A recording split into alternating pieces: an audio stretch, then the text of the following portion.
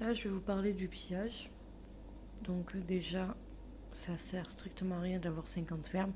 Une, en règle générale, ça suffit largement pour les recherches, les constructions de bâtiments, tout ça. Pourquoi? Parce que c'est plus facile d'aller chez le voisin. Donc, le voisin, on en cherche un. On en a un petit là. Donc, vous l'espionnez. Mais vous l'espionnez dans espionner et pas dans attaquer. Si votre espion ne revient pas, c'est qu'il y a des troupes en défense à savoir. Donc à ce moment-là, il faut envoyer un espion en attaque pour voir quelles troupes défendent. Là, j'ai accéléré pour vous montrer le rapport. Bon, c'est un petit client qui sert à rien, ça. Toi. Espionner.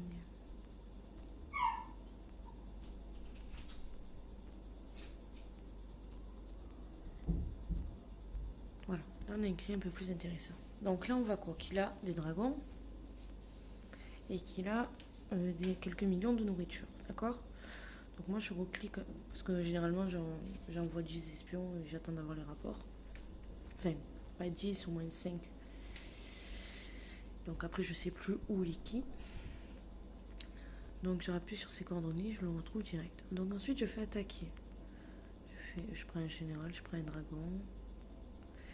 Et je prends des ballons. Ça va plus vite. Enfin, ça ramasse beaucoup plus. Donc je vais en mettre 5000. C'est large, vous voyez, j'ai 25 millions de capacité. Et je fais attaquer.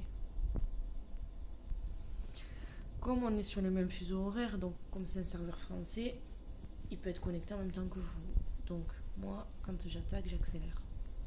Pour pas lui laisser le temps de voir quelle troupe j'envoie et de laisser faire une configuration de troupes pour qu'il puisse me casser les miennes, quoi.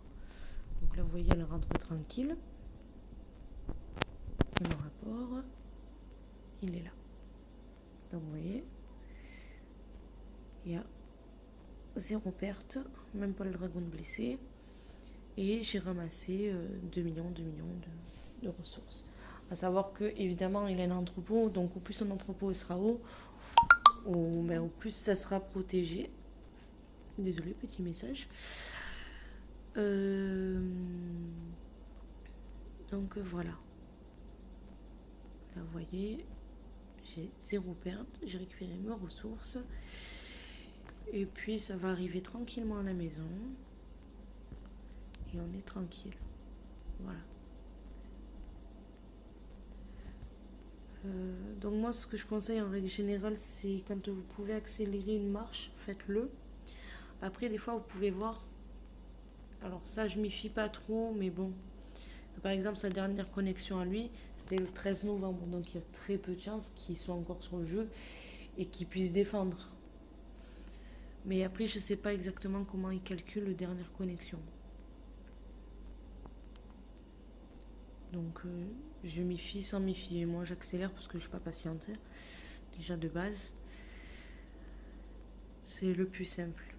Après, vous pouvez attaquer n'importe qui, même un gars qui a 10 fois votre puissance. S'il n'est pas en défense, il ne pourra rien faire. À part s'il est connecté et boum, il est plus malin que vous.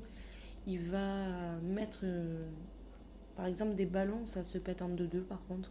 C'est vraiment des troupes qui servent que pour piller, que pour ramasser. Il va vous mettre, je sais pas moi, des mags, des machins, il n'y a plus de ballons.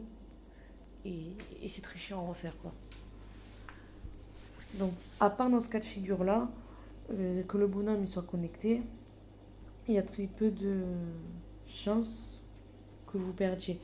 Par contre, à savoir que des fois, vous les attaquez, mais ils sont connectés, ils n'ont peut-être pas pu faire, mais du coup, ils vont vous rattaquer en retour.